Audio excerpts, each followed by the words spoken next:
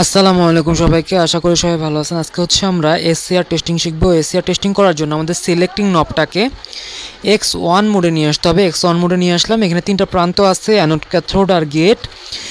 আমরা এই যে অ্যানোডে হচ্ছে কালো আর ক্যাথোডে হচ্ছে লাল দিলাম। তো এইখানে আমাদের কি চিন্তা করতে হবে, এখানে হচ্ছে আমাদের কালো যেটা আছে সেটা হচ্ছে পজিটিভ, আর যেটা হচ্ছে লাল আছে সেটাকে নেগেটিভ চিন্তা করতে হবে। এখন যদি আমি শ্যুট করি তাহলে একটা আউটপুট দেখতে পারবো, ঠিক আছে।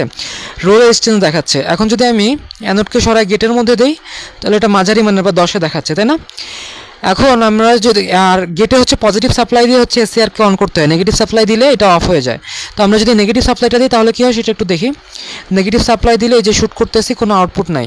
এইখানে দিলাম, কোনো আউটপুট নাই। আশা করি বোঝা গেছে। যারা নতুন আছে চ্যানেলটা সাবস্ক্রাইব করে দেবেন, লাইক করুন, শেয়ার করে পাশে